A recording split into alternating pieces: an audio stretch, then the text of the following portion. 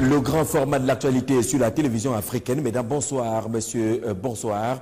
Bienvenue au journal en vitrine dans cette édition Coupe d'Afrique des Nations 2019. Les assurances qui viennent de Yaoundé, le ministre des Sports et de l'Éducation physique, Pierre Ismaël Bidounkouat, était face à la presse nationale et internationale aujourd'hui. Pas d'inquiétude, les stades seront livrés à temps selon le patron des sports. Assurance également par rapport aux inquiétudes qui viendraient de la Confédération africaine de football. Le ministre des Sports a expliqué comment fonctionne la Confédération africaine de football. Sauf que vous le verrez dans cette édition, dans notre série consacrée au stade. Nous irons à Bafoussam. Le stade a bel et bien été inauguré, sauf que les aménagements extérieurs attendent toujours. Pas de parking aménagé, pas de route ouverte pour relier le stade qui se situe à une dizaine de kilomètres du centre urbain de Bafoussam.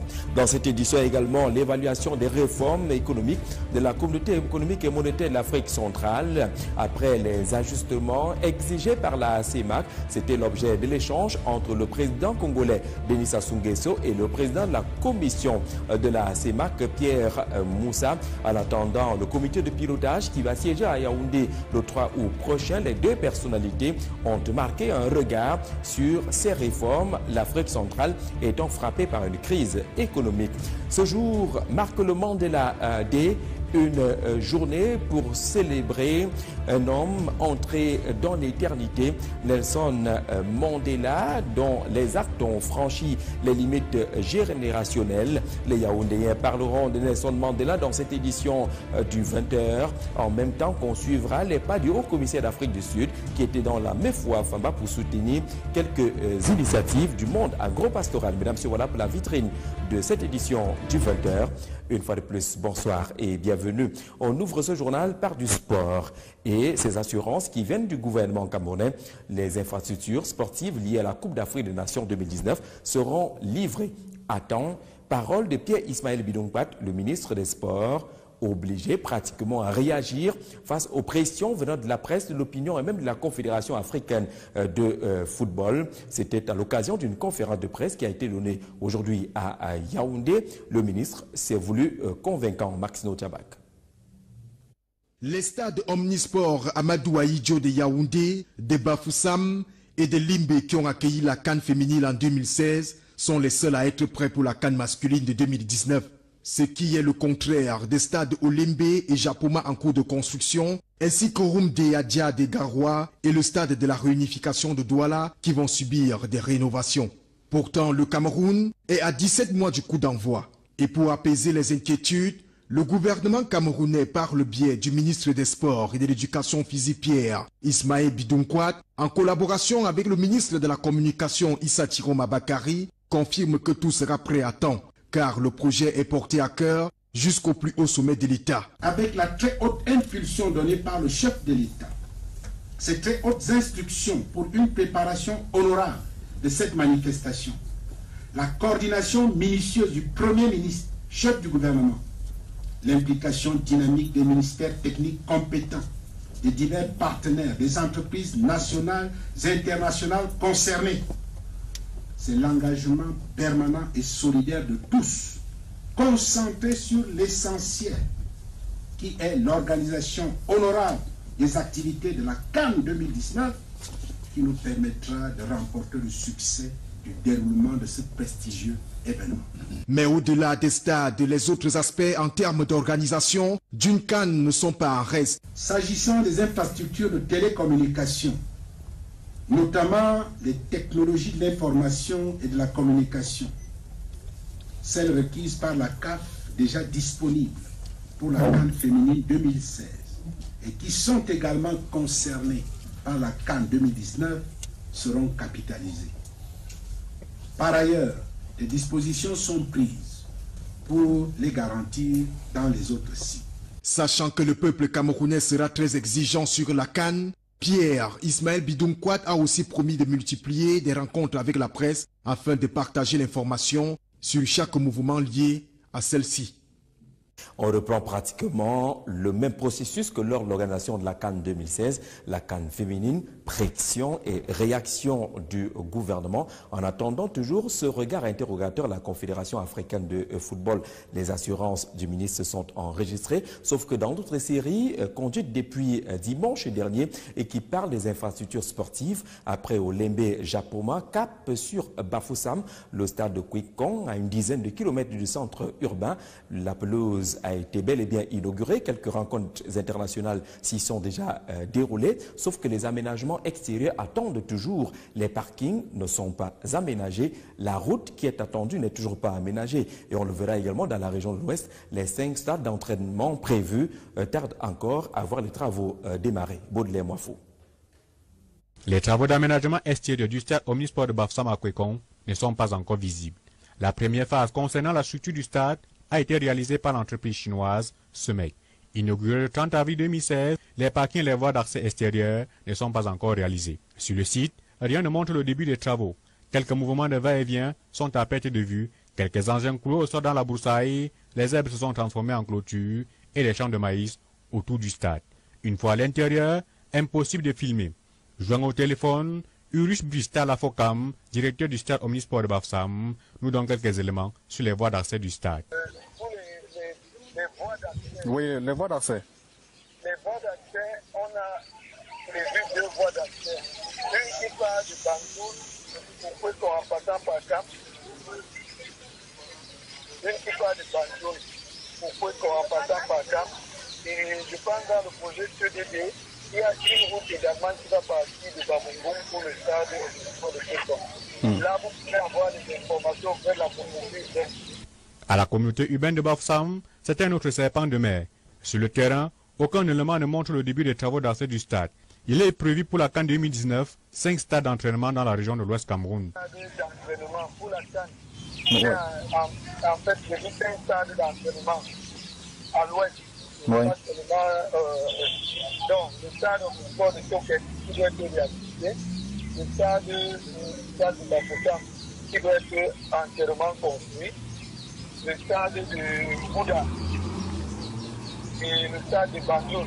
En plus de ça, le stade avec le stade Omnisport de Bafoussam. Voici le stade Omnisport de Toket. Les lacs et les champs de maïs sont omniprésents.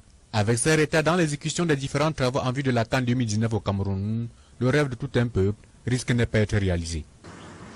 La série se poursuivra avec le stade Rumdeadja de Garoua. Nous irons également faire le tour et apprécier les travaux d'aménagement qui se dérouleraient déjà de ce côté-là, y compris la piste d'atterrissage de l'aéroport de Garoua qui suscitait déjà des interrogations. Pour ne pas quitter totalement le sport, précisons justement que la délégation camerounaise pour les Jeux de la francophonie qui vont commencer le 21 août prochain, le 21 juillet prochain du côté d'Abidjan en Côte d'Ivoire. Cette délégation est déjà connue, 128 personnes, dont 89 athlètes qui vont compétir dans 7 disciplines différentes pour donner l'onction populaire du gouvernement. Le ministre des Sports a reçu cette délégation, transmettant également le message du chef de l'État, mais également le fanion de la République. C'est dans ce reportage d'Etienne Bala.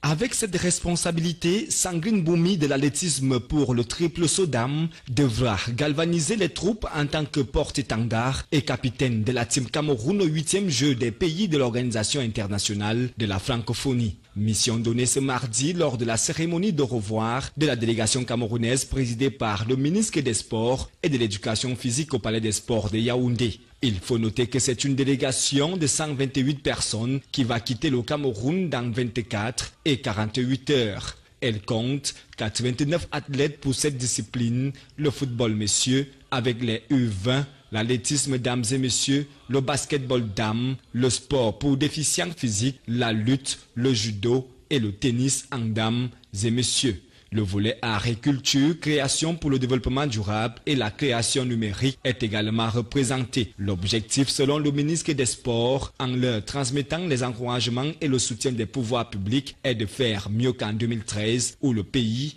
avait fini avec 12 médailles dans le volet sport et 4 médailles dans le volet culturel. Pour les athlètes et encadreurs, le défi sera relevé.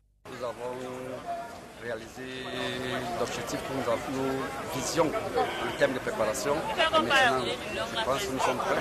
Travailler plus encore qu'en 2013 parce que nous avons vu le niveau très élevé de nos adversaires, d'autant plus que la majorité est aux Jeux Olympiques. On a eu une vingtaine de jours, mais je pense qu'en 20 jours, ce n'est pas évident de bâtir une équipe cohérente. Mais nous avons pu faire ce que nous avons fait. Et nous espérons que les enfants donneront le meilleur demain. La compétition se tient du 21 au 30 juillet 2017 à Abidjan, en Côte d'Ivoire. Ouvrons les pages économiques de cette édition du 20h avec la fin de séjour au Cameroun du président du groupe Banque africaine de développement qui a quitté le pays, Akinwumi Adesina, après un séjour plein marqué par une descente sur le terrain, notamment sur ce site à Lompangar, où verra monter et ériger dans une trentaine de mois l'usine de pied qui va produire 30 mégawatts d'énergie pour alimenter 150 villages de la région du Soleil Levant. Avant justement de quitter notre pays, il aura eu une série d'entretiens avec le président de la République du Cameroun, le président Paul Biya, avec le Premier ministre chef du gouvernement, mais également des échanges avec l'ensemble du gouvernement. Il aura en plus plusieurs entretiens avec le ministre de l'économie, de la planification et de l'aménagement du territoire, le Paul Motazé, qui déjà sur le site du barrage de Lompanga insistera sur les investissements nécessaires dans cette partie du pays. La Banque africaine de développement qui a contribué à la construction déjà du barrage réservoir et qui s'engage pour cette usine de pied devrait également jeter un regard sur les besoins en termes d'investissement qui se présentent dans le Soleil Levant. Je vais vous proposer d'écouter un extrait, une attitude de Paul Motazé, le ministre de l'économie, de la planification et de l'aménagement du territoire. Le gouverneur pour le Cameroun de la BAD, je sais que vous avez mis au point ce que vous appelez la stratégie des High Five, des 5 grandes priorités. Ces priorités, j'ai parlé ici, Monsieur le Président, nous sommes ici pour le problème de l'énergie. Or, l'une de vos priorités, comme vous l'avez dit, c'est électrifier l'Afrique. Je viens également de vous dire que nous développons un projet avec un pays voisin et je sais que l'une de vos priorités, c'est intégrer l'Afrique. Parce que là, c'est un projet intégrateur qui va relier le Cameroun et le Congo et qui nécessite d'ailleurs la construction d'un barrage hydroélectrique pour l'exploitation du fer. Si nous avons parlé, vous voyez le ministre de l'élevage est là, le ministre de l'agriculture aurait aussi pu être là, c'est que ce barrage va nous permettre de développer à une grande échelle la pisciculture, rencontrant également une de vos priorités, Monsieur le Président, qui est de nourrir l'Afrique. Et pour qu'on fasse tout cela et pour que cela atteigne le résultat maximal, il faut industrialiser beaucoup de ces activités. Et je sais là encore, Monsieur le Président, qu'il s'agit d'une de vos priorités, à savoir industrialiser l'Afrique. Et nous savons la 5e grande priorité qui résume un peu tout cela, c'est améliorer les conditions de vie des Africains. Monsieur le Président, vous êtes donc ici en Afrique, vous êtes donc ici à Lompangar, dans une région où nous voulons faire tout ce que vous voulez faire pour la BAD. Je vais donc vous faire une proposition, Monsieur le Président, ben, je peux deviner que vous allez la rejeter. C'est que de prendre toutes les ressources de la BAD et de les affecter ici à la région de l'Est. Vous allez probablement me dire que je suis égoïste parce que je ne pense pas aux autres pays. Je vais vous dire que je suis payé pour penser au Cameroun. Paul Motazé, le ministre de l'économie, à Lompanga face au président groupe Banque africaine de développement, appelant justement l'intervention de cette structure. Parlons toujours de coopération. Comment s'est célébré le Mandela Day au Cameroun? Le haut-commissaire d'Afrique du Sud était sur le terrain dans la localité de Ngadi. Vous pouvez l'apprécier dans ces images. C'est dans la Mefou et à Famba, l'Afrique du Sud, avec les bras chargés. Le haut-commissaire commissaire a tenu à encourager les producteurs de quelques organisations rurales et les descendus dans ces plantations, accompagné du ministre délégué auprès du ministre de l'Agriculture chargé du développement rural, Ananga Messina, que vous avez vu également dans ces images. Grande célébration de l'anniversaire de Nelson Mandela, marquée justement par ces différents appuis au profit de ces groupes qui n'ont pas manqué de manifester leur joie face à cette générosité venant de l'Afrique du Sud. Et comme vous pouvez le deviner, à cette occasion, le commissaire a parlé de Nelson Mandela, de sa vision, de sa mission, mais également de cette coopération entre l'Afrique du Sud et le Cameroun. Les autorités sur place qui n'ont pas manqué de tendre encore la main à ce pays pour bénéficier encore d'autres investissements. Nous reviendrons abondamment sur cette actualité et peut-être aussi la réaction de quelques acteurs. Parlons à présent de Nelson Mandela. C'est un véritable héros en cette journée de célébration, toute une journée à travers le monde entier qui marque également la date de sa naissance, mais surtout qui rappelle les nombreux combats menés, pas seulement pour l'Afrique du Sud, pour le monde en général, au point où l'évocation du nom de Nelson Mandela a fini par franchir les limites générationnelles. Tout le monde parle de Nelson Mandela, tout le monde se souvient de Nelson Mandela. Beaucoup se sont inspirés des œuvres, des actes, de l'attitude de Nelson Mandela. Arlé de Boandébé. Mandela savait enfiler ses gants, surtout lorsqu'il s'agit du combat des Noirs contre la ségrégation raciale. Impossible alors de rater la cible dans cette lutte en faveur de la liberté, lui qui avait pourtant reçu l'éducation occidentale, où il découvre les thèses du nationalisme africain qui le conduisent à intégrer le Congrès national africain, créé d'une désobéissance civile contre le régime de l'apartheid. Et lorsqu'il croupit en prison pour cette juste cause, Bobo Fabien est encore tout petit. Moi j'étais tout jeune, j'entendais toujours l'apartheid, je ne savais même pas ce que c'est. Les morts de Soweto, et ainsi de suite. Mais c'est quand j'ai grandi et j'ai compris. Madiba ou le héros intergénérationnel. Voici l'homme qui a passé 27 ans derrière les barreaux au prix d'une idéologie redonnée à l'Africain sa dignité humaine. Cela nous inspire à ne jamais trahir son prochain, peut-être pour de l'argent, puisqu'on a proposé de l'argent à Mandela pour qu'il ferme la bouche. Il a refusé. Il a fait exactement ce qu'on appelle le sacrifice du don absolu. Lorsqu'il sort de prison le 11 février 1990, les parents de cet adolescent n'avaient pas encore programmé sa fécondation. Aujourd'hui, Arsène, 17 ans, parle de Madiba comme s'il y était. On l'a pris enfermé pour 27 ans en prison. Quand il est ressorti, il ne s'est pas découragé, il a continué. Jusqu'à la fin, il est devenu président. Ce consultant des questions africaines définit la personnalité Mandela comme un modèle de sacrifice, d'abnégation et de détachement. Nelson Mandela a également montré qu'un Africain pouvait avoir le détachement que nous ne voyons que chez les autres. Vous savez, il a eu un seul mandat, alors qu'il avait la possibilité d'en avoir plusieurs. Ça, c'est une leçon pour les futurs leaders africains et même les leaders actuels. Plus qu'un monument donc, Mandela est une personnalité mythique, atypique et mythologique pour les jeunes générations. Parce que lui nous montre la preuve exacte. Quelle que soit la difficulté, ne jamais baisser les bras. Les jeunes générations ont besoin de savoir que les hommes passent. Même les hommes qui sont jugés indispensables sont obligés de passer. Il rêvait d'une nation arc-en-ciel, en paix avec elle-même et avec le monde, une quête permanente de paix et d'égalité raciale qui dresse un parcours inspirant pour nous. Justement de paix, on ne peut pas exactement parler de paix entre les taximens et les usagers dans les villes camerounaises. Il y a de cela quelques années, les associations et les syndicats du secteur des taxis ont décidé d'imposer les badges qui devaient être visibles avec photographie, identité du conducteur, un numéro matricule qui permettait de réagir chaque fois qu'il y aurait un incident à bord de ces véhicules jaunes. Sauf que depuis quelques années, pas d'opération de contrôle, pas de renouvellement de ces badges au point où photographie, écriture et autres ne sont pas du tout visibles et du coup, les usagers sont devenus méfiants. Salamatou Badia. Parfois en fin de vie, c'est ainsi que se présentent encore quelques badges professionnels des chauffeurs de taxi dans la capitale camerounaise, Yaoundé. Pourtant informatisés à la base, L'identifiant du taximan se retrouve amorphe et parfois réécrit avec un feutre à la main. Beaucoup d'eau a coulé sur les ponts. Tout ce que vous voyez comme bâtiments qui sont jaunes là, c'est des provisoires, c'est fait pour 1 mois. Et c'est écrit au bic. Ce qui fait qu'après 1 mois, ça n'a plus... c'est déjà périmé. Le soleil même a déjà enlevé le nom, la photo n'est plus dessus. Ça veut dire que ça n'a plus l'effet d'être là.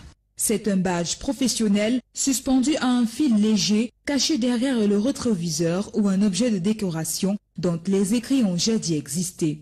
Une situation assez gênante pour les passagers. Quand je ne vois pas le badge, je descends directement. Je sais que c'est un bandit parce qu'on m'a tellement agressé dans le taxi. Je regarde le nom et le numéro. Même si je tombe, je ferme mes yeux, je dis que j'ai vu le numéro était comme ça. Même si certains n'y accordent pas grande importance, l'essentiel est d'arriver à destination. C'est important, mais bon, la vérité c'est que parce qu'on est pressé, parce qu'on a... Cependant, cette situation semble favoriser le développement du grand banditisme, même si confectionnée par les syndicats des transports, les responsabilités sont dégagées. Il y a des jeunes délinquants maintenant qui sont derrière les volants de taxi. 40% de taximens sur la voie publique n'ont pas de capacité. La situation est grave. Les syndicalistes ont gâté cette affaire parce qu'eux-mêmes sont entrés dans le faux. Déjà que parmi ces différents syndicats-là, il y a même des syndicats qui ne sont pas légaux, qui n'existent nulle part. Par ailleurs, des innovations dans le secteur sont attendues. Tous les chauffeurs en général par secteur d'activité qui auront désormais les badges, que ce soit les motos-taxis, que ce soit les taxis, que ce soit nous du périurbain rural. En tout cas, les passagers ne veulent qu'une chose, pouvoir identifier facilement leur transporteur pour au moins garantir leur sécurité. Et les petites histoires entre les taxis et leurs usagers dans les villes camerounaises peuvent faire l'objet de quelques scénarios et réalisations des films. Ces films qui pourraient trouver de la place dans le marché du film, le tout premier du genre qui a vu le jour depuis hier ici à Yaoundé, en marge des écrans noirs 2017 pour cette 21e édition. C'est l'hôtel La Falaise qui héberge cette initiative toute première qui offre à voir, à découvrir pour les cinéphiles, pour les producteurs et les distributeurs qui peuvent enfin avoir sous les yeux et sous la main la production cinématographique de la sous-région Afrique centrale. Une innovation pour cette année 2017 pour ce qui est des écrans noirs. Nathan Amogou. Favoriser l'accès au marché des programmes et projets d'Afrique centrale, développer la collaboration entre professionnels et créer un cadre d'échange entre diffuseurs et producteurs, voilà en somme les objectifs spécifiques visés par la première édition du marché du film d'Afrique centrale, organisée par les écrans noirs qui a officiellement été inauguré ce mardi 18 juillet 2017. Nous sommes contents du fait que ça suscite un engouement auprès de la jeunesse. Ça suscite aussi des espoirs parce qu'ils ont la possibilité de rencontrer ici en une matinée, en une journée, la plupart des acheteurs dont ils entendent pas forcément parler. Le but concret, c'était à la fois de venir partager ce matin un échange pédagogique et constructif, comme on le fait chaque année à Écran Noir, soutenir la démarche d'Écran Noir qui est extrêmement positive pour le marché de l'Afrique centrale. Je pense qu'il faut que ça devienne un des grands marchés de l'Afrique centrale. La cible du marché est composée de diffuseurs internationaux, des produits africains, des distributeurs, de télévision nationale d'Afrique subsaharienne, des producteurs et porteurs de projets. Pour certains acteurs du 7e art, c'est une forme bien édulcorée sans fond. Chaque fois on dit des choses, mais à la fin ça ne se concrétise pas. Le marché de film est le direct, avec des propositions de contrats, avec aussi des offres proposées en matière de cinéma, long métrage, court métrage. Ce n'est plus le moment de discourir, c'est le moment d'aller en direct. Signe de rencontre entre producteurs de films et les diffuseurs pour les échanges sur les contenus et les politiques de diffusion est également une plateforme de découverte et de promotion des produits filmiques d'Afrique centrale. Parlons commandement à présent avec les nouveaux hommes qui sont désormais à la tête des différentes institutions. La cour d'honneur ici à Yaoundé a vécu cette cérémonie d'installation des nouveaux responsables. C'était à la brigade du quartier général qui hébergeait donc cet événement placé sous la présidence de Joseph Betty Assoman, le ministre délégué à la présidence en charge de la défense. On le sait, la la brigade du quartier général a donc déjà son nouveau commandant. Plusieurs autres responsables ont été également installés avec des instructions fermes relayées par le ministre de la Défense. Cérémonie suivie par nos reporters. Le compte rendu de Norbert Olivier Baudet. Musique principale des armées, passage en revue des troupes, lecture des actes de nomination du 29 juin dernier. Le rituel a été à chaque fois respecté ce 18 juillet 2017 au cours de la cérémonie d'installation des 5 nouveaux grands chefs militaires, soit 3 généraux de brigade et 2 colonels. Ainsi, le général Simon Ezon Vondo trône désormais à la tête de la première région militaire interarmée. Le général Oseni Dibo remplace le général Jacob Kodi à la première région de gendarmerie, alors que le général Nka Valère, commandant jusqu'à sa nomination la 4e région militaire interarmée par intérim, tient désormais les rênes de la brigade du quartier général de Yaoundé. Outre ces généraux, 2 colonels se voient confier de lourdes missions. Parmi ceux-ci, le colonel Ayou Keba, nouveau commandant du secteur militaire numéro 1, et Oscar Onanambarga, nouveau patron de l'école militaire interarmée. Dans son discours de circonstance, Joseph Betty Assomova rappela l'assistance que les 5 responsables installés ce 18 juillet 2017 sont bien imprégnés des défis qui les interpellent. Côté promu, l'on n'entend ménager aucun effort pour être à la hauteur des 10 défis. Nous allons donner le maximum de ce que nous pouvons pour vous assurer la sécurité. Et je vais tout faire pour remplir ma mission avec efficacité et abnégation. Malgré ces assurances, ces hauts gradés devront privilégier la collaboration verticale et horizontale, veiller à la cohésion des troupes et partant à leur état d'esprit. Tout comme ils devront veiller à la discipline, comme le leur a recommandé leur hiérarchie directe. À la gendarmerie nationale également, le général Bitoté a pris ses fonctions à la tête de l'administration et de la logistique. Cérémonie d'installation présidée par le secrétaire d'État à la Défense en charge de la gendarmerie, Jean-Baptiste Bokam, qui rappellera également les missions qui attendent de ce nouveau patron récemment promu par le président de la République du Cameroun, Sandrine Manzaniété. Avoir le couron convité du général de brigade André Patrice Bitoté, c'est un haut responsable de la gendarmerie, pétri d'expérience qui vient d'être honoré par le chef de l'État, dont la compétence, le mérite, le sens des responsabilités et du travail bien fait sont établis depuis de longues dates. Sa connaissance de l'arme, sa maîtrise des dossiers, ses qualités de gestionnaire pointilleux et rigoureux demeurent incontestables et incontestées. Au cours de son discours de circonstance, le secrétaire d'État à la Défense, chargé de la gendarmerie Jean-Baptiste Bokam, a salué le choix de l'efficacité portée par ce grand responsable. Il a rappelé les responsabilités qui l'incombent désormais.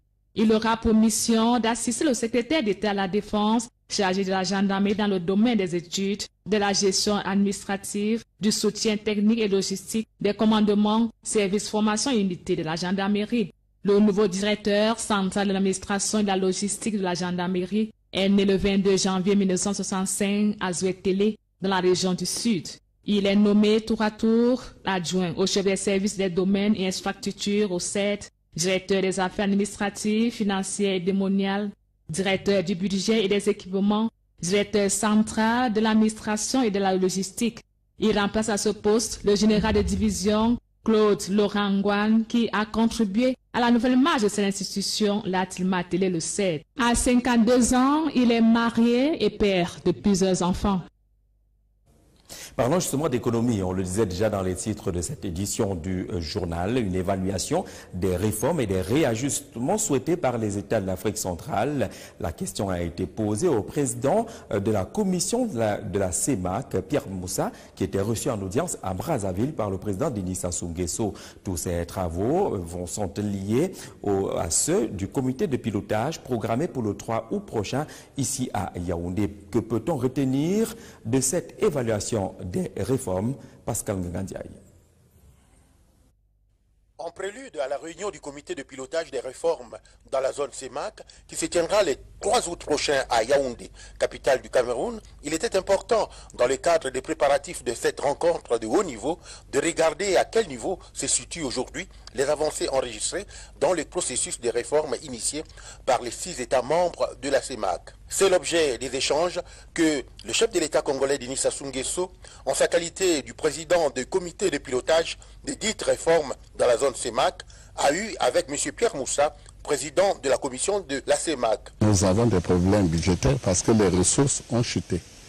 Et si les ressources sont tombées, bon, il faut faire un certain nombre de réformes pour ajuster les dépenses, mais au volume des ressources, et pour adapter nos politiques économiques et financières à la nouvelle donne. Cela appelle toute une série de réformes dont les axes sont connus. C'est ajustement des budgets, politique sur les recettes fiscales, politique des dépenses de chaque pays de l'Union, le problème des réserves monétaires au niveau de la Banque centrale, bon, de nouvelles politiques de développement économique, par exemple, donner désormais de plus en plus la priorité aux secteurs qui diversifient notre économie pour qu'elle ne repose plus essentiellement sur le pétrole. Le Congolais Pierre Moussa, qui est arrivé en fin de mandat à la tête de la présidence de la commission de la CEMAC, sera succédé le 28 prochain par un représentant de la République gabonaise. Le prochain rendez-vous à ne pas manquer sur les antennes de Vision 4, 21h, Planète Sport avec Francis Bonga. N'oubliez pas la rediffusion de ce journal, comme tous les soirs, à minuit. Mesdames et messieurs, merci d'avoir regardé. Passez une magnifique soirée.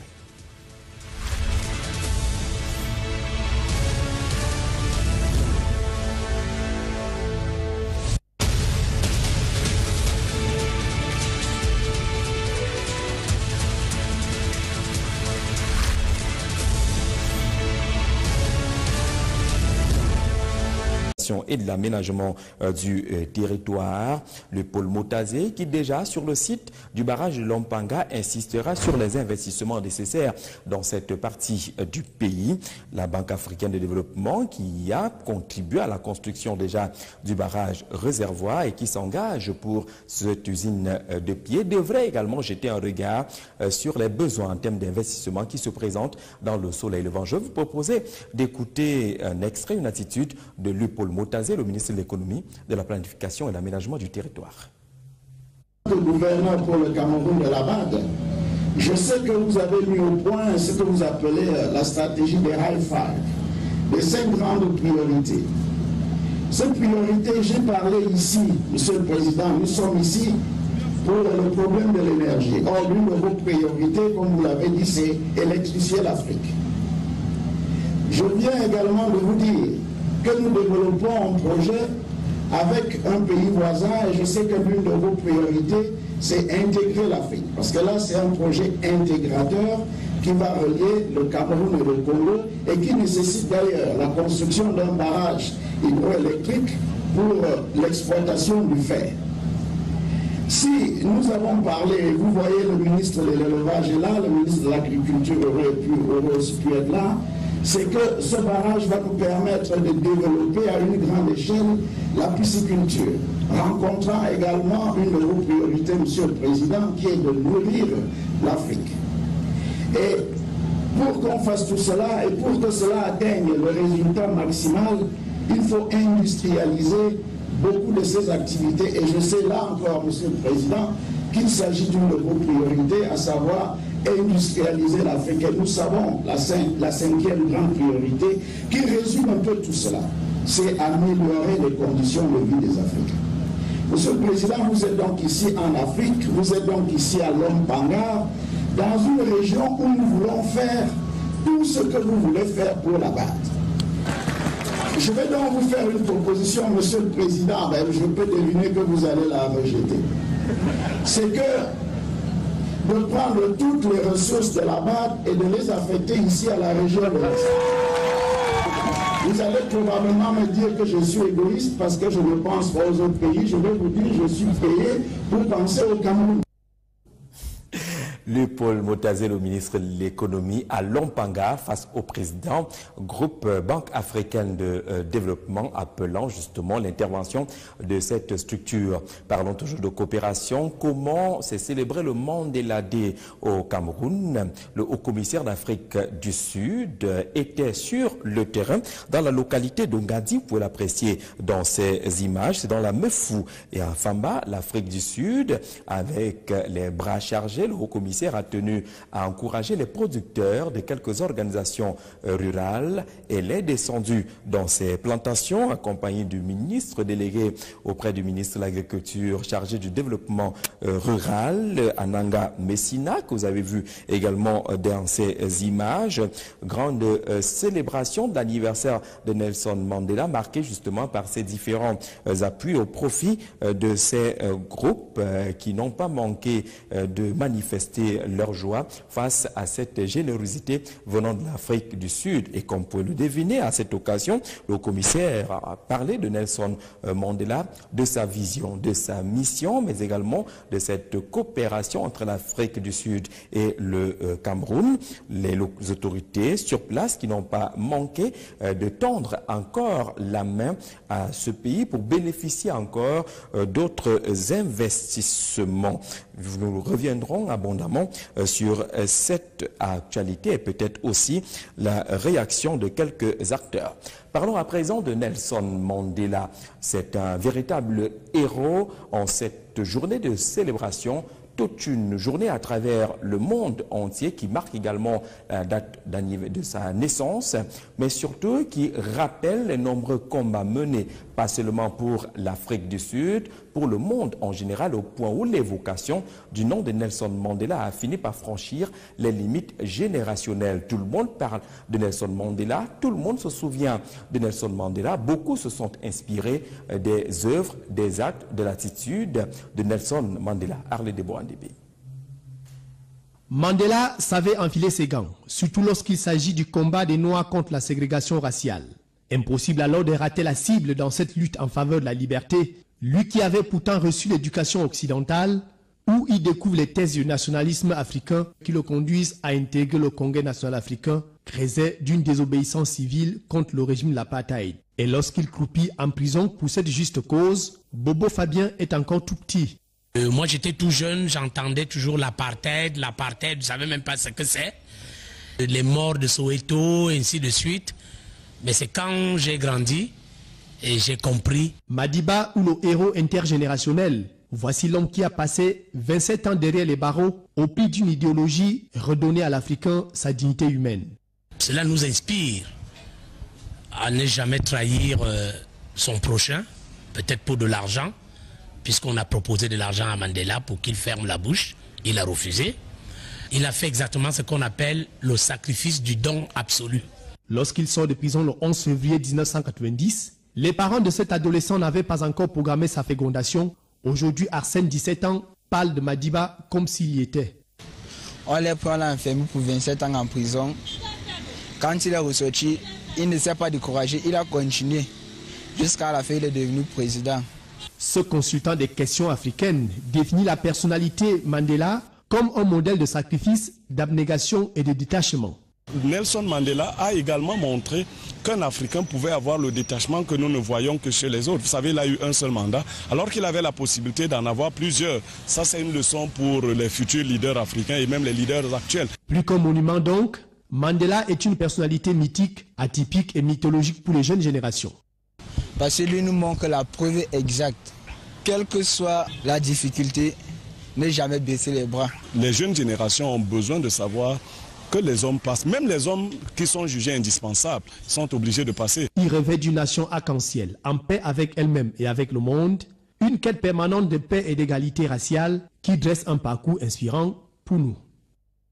Justement de paix, on ne peut pas exactement parler de paix entre les taximens et les usagers dans les villes camerounaises. Il y a de cela quelques années, les associations et les syndicats du secteur des taxis ont décidé d'imposer les badges qui devaient être visibles avec photographie, identité du conducteur, un numéro matricule qui permettait de réagir chaque fois qu'il y aurait un incident à bord de ces véhicules jaunes. Sauf que depuis quelques années, pas d'opération de contrôle, pas de renouvellement de ces badges au point où photographie, écriture et autres ne sont pas du tout visibles et du coup, les usagers sont devenus méfiants. L'implication dynamique des ministères techniques compétents, des divers partenaires, des entreprises nationales et internationales concernées. C'est l'engagement permanent et solidaire de tous, concentré sur l'essentiel, qui est l'organisation honorable des activités de la CAN 2019, qui nous permettra de remporter le succès du déroulement de ce prestigieux événement.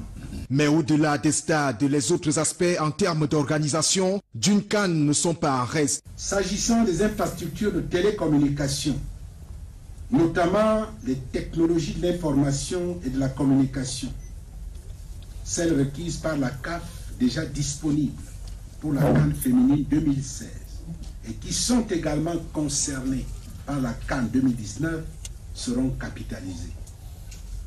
Par ailleurs, des dispositions sont prises pour les garantir dans les autres sites. Sachant que le peuple camerounais sera très exigeant sur la CAN, Pierre Ismaël Bidunkwat a aussi promis de multiplier des rencontres avec la presse afin de partager l'information sur chaque mouvement lié à celle-ci. On reprend pratiquement le même processus que lors de l'organisation de la CAN 2016, la CAN féminine, pression et réaction du gouvernement. En attendant toujours ce regard interrogateur, la Confédération africaine de football, les assurances du ministre sont enregistrées, sauf que dans d'autres séries conduites depuis dimanche dernier et qui parlent des infrastructures sportives, après Olembe Japoma, cap sur Bafoussam, le stade de Kwikong, à une dizaine de kilomètres du centre urbain. La pelouse a été bel et bien inaugurée. Quelques rencontres internationales s'y sont déjà déroulées, sauf que les aménagements extérieurs attendent toujours. Les parkings ne sont pas aménagés. La route qui est attendue n'est toujours pas aménagée. Et on le verra également dans la région de l'Ouest. Les 5 stades d'entraînement prévus tardent encore à voir les travaux démarrer. Baudelaire Moifou. Les travaux d'aménagement extérieur du stade Omnisport de Bafoussam à Kwikong ne sont pas encore visibles. La première phase concernant la structure du stade a été réalisée par l'entreprise chinoise SEMEC. Inauguré le 30 avril 2016, les parkings et les voies d'accès extérieures ne sont pas encore réalisés. Sur le site, rien ne montre le début des travaux. Quelques mouvements de va-et-vient sont à perte de vue, quelques engins clos sont dans la broussaille, les herbes se sont transformées en clôture et les champs de maïs autour du stade. Une fois à l'intérieur, impossible de filmer. Joint au téléphone, Urus Brista Lafocam, directeur du stade Omnisport de Bafoussam, nous donne quelques éléments sur les voies d'accès du stade. Oui, les voies d'accès. Les voies d'accès, on a prévu 2 voies d'accès. Une qui part du Bangoul pour Kwikong en passant par Cap. Une qui part du Bangoul pour Kwikong en passant par Cap. Et je pense dans le projet CDD, il y a une route également qui va partir de Bamougoum pour le stade de Kwikong. Là, vous pouvez avoir des informations auprès de la communauté urbaine. À la communauté urbaine de Bafoussam, c'est un autre serpent de mer. Sur le terrain, aucun élément ne montre le début des travaux d'accès du stade. Il est prévu pour la CAN 2019, 5 stades d'entraînement dans la région de l'Ouest Cameroun. Pour la CAN, il y a en fait 5 stades d'entraînement à l'ouest. Donc, le stade de sport de Toket qui doit être réhabilité, le stade de Bafoussam qui doit être entièrement construit, le stade de Bouda et le stade de Bangoul. En plus de ça, le stade avec le stade de Bafoussam. Voici le stade Omnisport de Toket. Les lacs et les champs de maïs sont omniprésents. Avec ces retards dans l'exécution des différents travaux en vue de la CAN 2019 au Cameroun, le rêve de tout un peuple risque de ne pas être réalisé. La série se poursuivra avec le stade Rumde Adja de Garoua. Nous irons également faire le tour et apprécier les travaux d'aménagement qui se dérouleraient déjà de ce côté-là, y compris la piste d'atterrissage de l'aéroport de Garoua qui suscitait déjà des interrogations. Pour ne pas quitter totalement le sport, précisons justement que la délégation camerounaise pour les Jeux de la francophonie qui vont commencer le 21 août prochain, le 21 juillet prochain du côté d'Abidjan en Côte d'Ivoire. Cette délégation est déjà connue, 128 personnes, dont 89 athlètes qui vont compétir dans 7 disciplines différentes pour donner l'onction populaire du gouvernement. Le ministre des Sports a reçu cette délégation, transmettant également le message du chef de l'État, mais également le fanion de la République. C'est dans ce reportage d'Etienne Bala.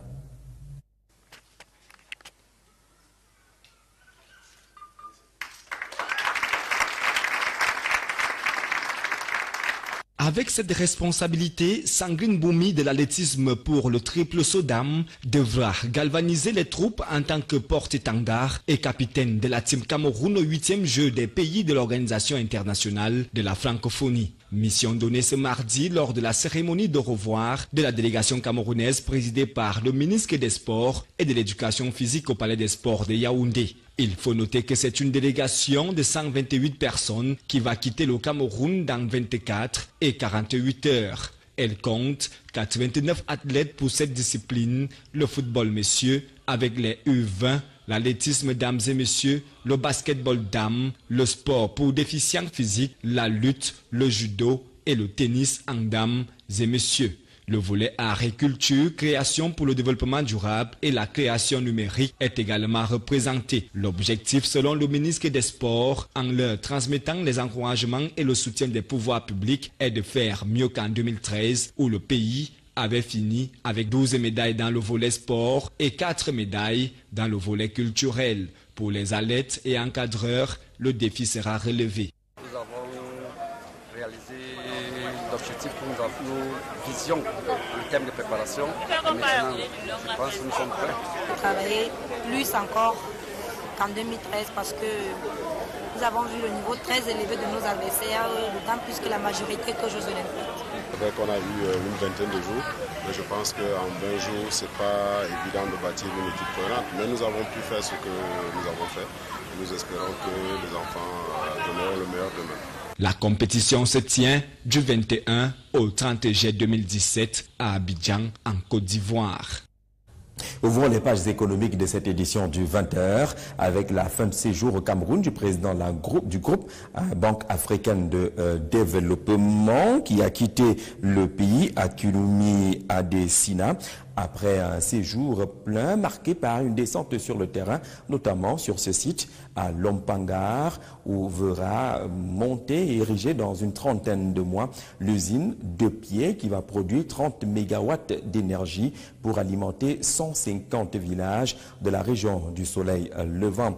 Avant justement de quitter notre pays, il aura eu une série d'entretiens avec le président de la République du Cameroun, le président Paul Biya, avec le premier ministre chef du gouvernement, mais également des échanges avec l'ensemble du gouvernement. Il aura en plus plusieurs entretiens avec le ministre de l'économie, de la planification.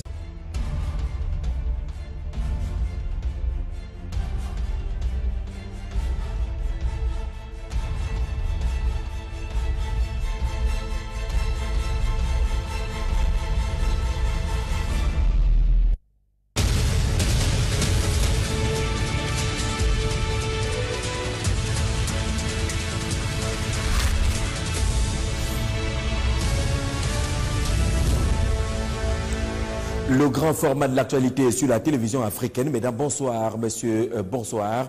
Bienvenue au journal en vitrine dans cette édition Coupe d'Afrique des Nations 2019. Les assurances qui viennent de Yaoundé, le ministre des Sports et de l'Éducation physique, Pierre Ismaël Bidoumbat, était face à la presse nationale et internationale aujourd'hui. Pas d'inquiétude, les stades seront livrés à temps selon le patron des sports. Assurance également par rapport aux inquiétudes qui viendraient de la Confédération africaine de football. Le ministre des Sports a expliqué expliquer comment fonctionne la Confédération africaine de football. Sauf que vous le verrez dans cette édition, dans notre série consacrée au stade. Nous irons à Bafoussam. Le stade a bel et bien été inauguré, sauf que les aménagements extérieurs attendent toujours. Pas de parking aménagé, pas de route ouverte pour relier le stade qui se situe à une dizaine de kilomètres du centre urbain de Bafoussam.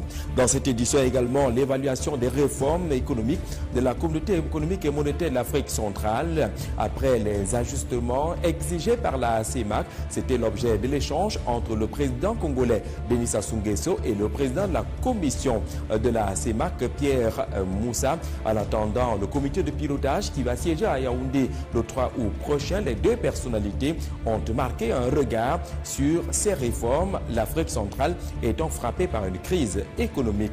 Ce jour marque le Mandela Day, une journée pour célébrer un homme entré dans l'éternité, Nelson Mandela, dont les actes ont franchi les limites générationnelles. Les Yaoundéens parleront de Nelson Mandela dans cette édition du 20h, en même temps qu'on suivra les pas du haut-commissaire d'Afrique du Sud qui était dans la Mefoua Famba pour soutenir quelques initiatives du monde agropastoral. Mesdames et messieurs, voilà pour la vitrine de cette édition du 20h. Une fois de plus, bonsoir et bienvenue. On ouvre ce journal par du sport et ces assurances qui viennent du gouvernement camerounais. Les infrastructures sportives liées à la Coupe d'Afrique des Nations 2019 seront livrées à temps. Parole de Pierre Ismaël Bidongpat, le ministre des Sports, obligé pratiquement à réagir face aux pressions venant de la presse, de l'opinion et même de la Confédération africaine de football. C'était à l'occasion d'une conférence de presse qui a été donnée aujourd'hui à Yaoundé. Le ministre s'est voulu convaincant. Maxino Tchabak.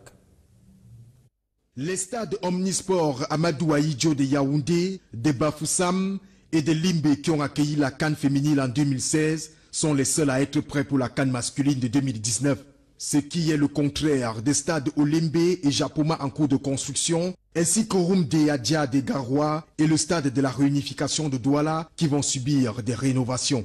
Pourtant, le Cameroun est à 17 mois du coup d'envoi. Et pour apaiser les inquiétudes, le gouvernement camerounais, par le biais du ministre des Sports et de l'Éducation physique Pierre Ismaël Bidongpat, en collaboration avec le ministre de la Communication Issa Tiroma Bakari, confirme que tout sera prêt à temps, car le projet est porté à cœur jusqu'au plus haut sommet de l'État. Avec la très haute impulsion donnée par le chef de l'État, ces très hautes instructions pour une préparation honorable de cette manifestation, la coordination minutieuse du Premier ministre, chef du gouvernement,